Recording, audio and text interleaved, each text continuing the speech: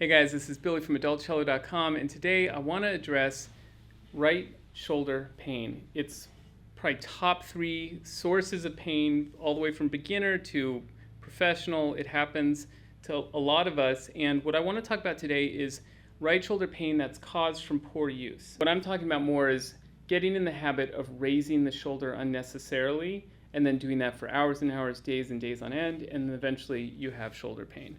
So first thing we're going to do, this is a 2-part process. Part 1 is we just need to kind of recalibrate our senses and figure out what a neutral, healthy shoulder position feels like. So let's do this together. I want you to go ahead and raise your shoulders with me all the way up to your ears. This is not the final product, I promise. Nice and tight, uncomfortable. 3, 2, 1, and drop it down. I tend to keep a lot of stress in my shoulders, and I can tell you that just from having started this video you're watching to right now, this feels tremendously different for me. So there's a good chance it feels different for you too. What I want you to do now is think about the distance between the top of your shoulder and your ear, okay? So I want you to take kind of an invisible ruler and keep that as an idea for, how kind of relaxed your shoulder is right now and where that is in relation to your ear, okay?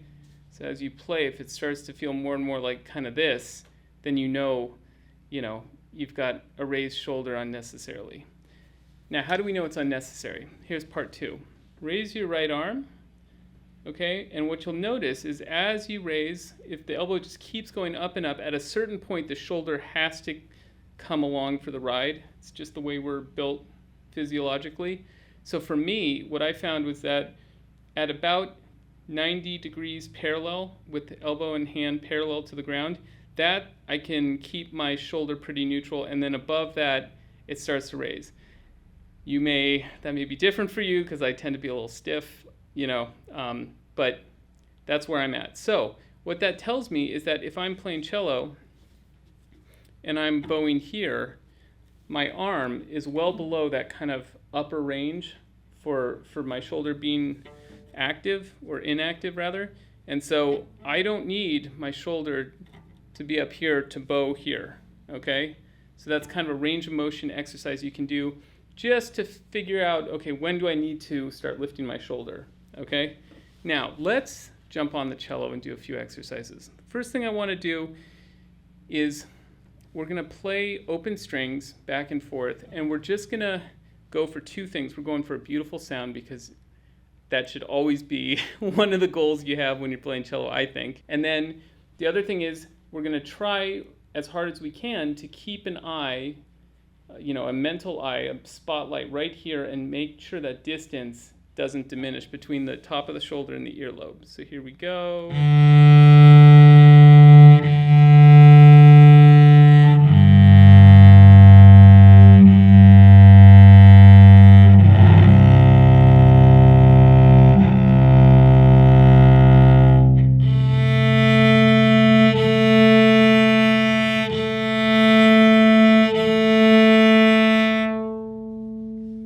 Okay, so you might notice that on the A string, for a lot of people, depending how you hold the cello and how long your arm is, by the time you're getting to the tip on the A string, your shoulder will raise. That's fine.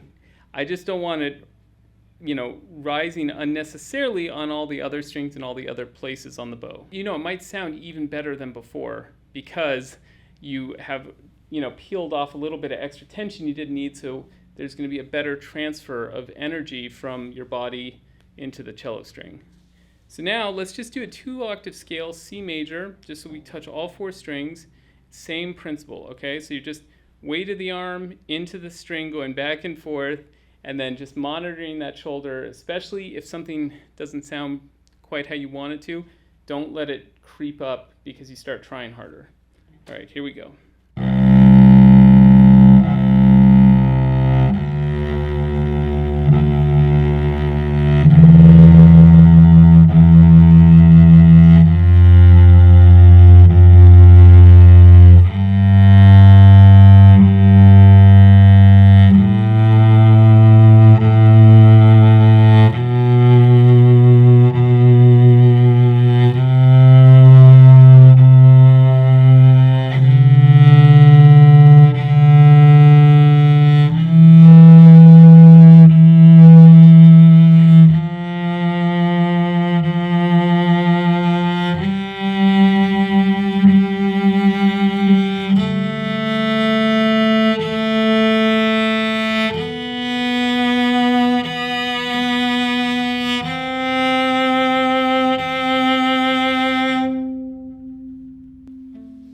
try that along with me. You can rewind this, or you can do any scale you want, a passage you're working on, and just monitor that spot. All right, final thing I want to talk about is how we approach the string. I found for myself that a lot of the shoulder tension I had earlier on in my journey, I had it before I even started playing. It was a combination of approaching the string and being used to struggling against the cello. So I would kind of approach and I'd have my shoulder raised already because I'm gonna like work hard right now. So that was part of it. The other part of it was be like, you know, and I would hold my breath, and that created tension as well. And it was easier for my shoulder to be tense with held breath. So let's address each of those really quickly. First thing, if you're like me and you suspect that you have an approach to the string that already creates shoulder tension, one thing you can try, instead of kind of thinking about coming up and over the cello to play, you can think about, let's say I'm going to play the G string, I'll have my bow on my right knee,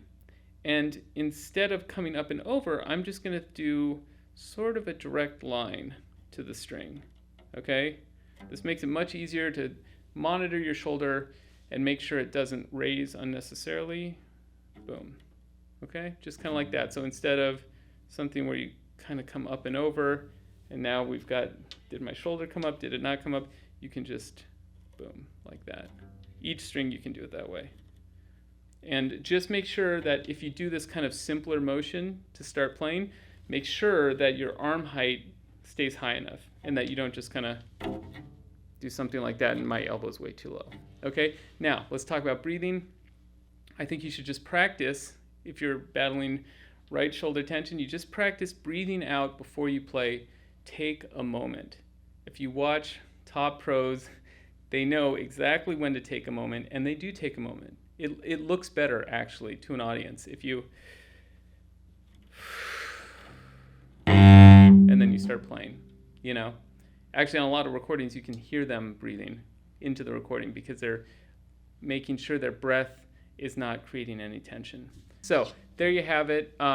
If you have any questions at all, please leave them in the comments below. And if you haven't subscribed, please consider doing so already. I'd really appreciate it. Thanks so much, and see you next week.